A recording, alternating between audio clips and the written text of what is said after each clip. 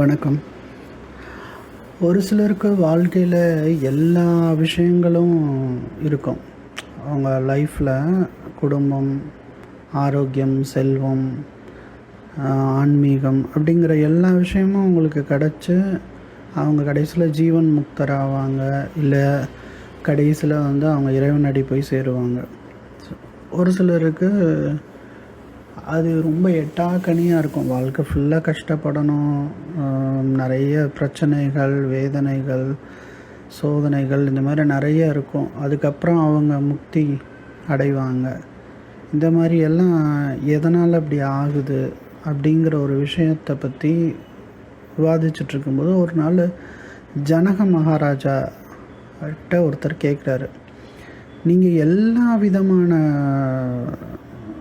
பெனிஃபிட்ஸும் நீங்கள் அனுபவிச்சிருக்கீங்க ராஜா. ஒரு சக்கரவர்த்தியாக இருந்திருக்கீங்க, ஒரு பிரம்ம ஞானியாக இருந்திருக்கீங்க, உலக புகழ்பெற்ற சீதை உங்களுடைய மகள், விஷ்ணுவே உங்களுடைய மருமகன். இந்த மாதிரி எல்லா சகல விதமான விஷயங்களும் உங்களுக்கு கிடைக்கப்பெற்று நல்ல விதமாக நீங்கள் உங்களுடைய வாழ்க்கையை நீங்கள் நடத்திட்டு இருந்தீங்க அப்படின்னு ஒருத்தர் கேட்குறாரு. இதுக்கு என்ன காரணம் அப்படின்னு அவர் கேட்குறாரு. அப்போ தான் ஜனக மகாராஜாவும் நினச்சி பார்க்குறாரு, ஆமாம்ல, நம்ம எல்லா விதமான விஷயங்களும் நமக்கு கிடைக்கப்பட்டிருக்கு, எதனால் அப்படின்னு அவர் யோசிக்கிறாரு. இதே நினைப்போடு அவர் எவ்வளோ போய் தூங்கிறாரு. அப்போ அவருக்கு இந்த கனவுல ஒருத்தர் சொல்கிறாரு, என்னோட இந்த கேள்விக்கு பதில் இந்த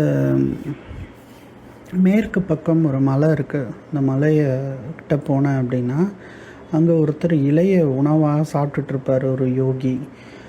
அவர்கிட்ட நீ போய் இதை கேட்கணும், அவர் உனக்கு உண்டான பதில் அவர் வச்சுருக்காரு அப்படின்னு சொல்லுவார். உடனே அவரும் ஜனக மகாராஜாவும் அடுத்த நாள் காலையில் எழுந்திரிச்சு அங்கே போய் அவரை போய் பார்க்குறாரு. அவரும் அதே மாதிரி இலையை சாப்பிட்டுட்டு உயிர் வாழ்ந்துட்டுருக்காரு. அவர்கிட்ட போனவுடனே அவர் என்ன சொல்கிறாருன்னா, நீங்கள் என்ன கேள்வி கேட்க வரீங்கன்னு எனக்கு தெரியும், இதை என்கிட்ட கேட்காதீங்க, இதுக்குண்டான பதில் இன்னும் கொஞ்சம் தூரம் போனீங்க அப்படின்னா ஒருத்தர் சாம்பலை சாப்பிட்டுட்ருப்பார், அவர்கிட்ட நீங்கள் கேட்டு தெரிஞ்சுக்கங்க அப்படின்னு சொல்லுவார். ஜனக மகாராஜாவும் அப்படியே போகிறாரு. ஒரு கொஞ்சம் தூரம் கழித்து போனோன்னா ஒருத்தர் சாம்பலை சாப்பிட்டு உயிர் வாழ்ந்துட்டுருக்காரு. அவர்கிட்ட அதை கேட்க போகிறாரு. அவரும் சொல்கிறாரு, என்கிட்ட இதுக்குண்டான பதில் இல்லை, நீங்கள் என்ன கேட்க போகிறீங்கன்னு எனக்கு தெரியும். இந்த மலையை கடந்த உடனே ஒரு கிராமம் வரும். இந்த கிராமத்தில் ஒரு குடியானவன் வீட்டில் இன்றைக்கி ஒரு குழந்தை பிறந்திருக்கு. அது இரவுக்குள்ளே இறந்துடும். ஆனால் அந்த குழந்தைய நீங்கள் போய் பார்த்தீங்கன்னா நீங்கள் உங்களுடைய கேள்விக்கு பதில் அது அந்த குழந்தை சொல்லும், பேசும் அந்த குழந்தை அப்படின்னு அவர் சொல்கிறாரு. ஜனகராஜ மகாராஜாவும் ஆச்சரியத்தோடு அந்த கிராமத்துக்கு போகிறாரு. ராஜா வந்த உடனே எல்லாரும் அவரை வரவேற்கிறாங்க. அப்போ அவர்கிட்ட கேட்குறாரு, இன்றைக்கி உங்கள் வீட்டில் குழந்தை பிறந்திருக்கா அப்படின்னு கேட்குறாரு. ஆமாம் அப்படின்னு சொல்லி, சரி எல்லோரும் வெளியில் போங்கன்னா அந்த குழந்தைகிட்ட பேசணும் அப்படிங்கிறாரு. குழந்தையும் இவரை பார்த்த உடனே அதுக்குண்டான நீங்கள் எதுக்காக வந்திருக்கீங்கன்னு தெரியும், அதுக்குண்டான பதில் என்கிட்ட இருக்குது அப்படின்னு சொல்லி, இப்போது முன்னாடி ஜென்மத்தில் ஒரு ஏழை விதவை இருந்தாங்க. அவங்களுக்கு 4 குழந்தைங்க. அவங்க வாழ்கிறதே பெரிய கஷ்டத்தில் இருந்தது. வேலை பார்த்து இந்த குழந்தைங்களுக்கு உணவுகள்லாம் கொடுத்து எல்லாம் பராமரித்து வர்றதே ரொம்ப பெரிய கஷ்டமாக இருந்த சூழ்நிலையில் ஒரு நாள் 4 ரொட்டி மட்டும் கிடைக்கிது அவங்களுக்கு.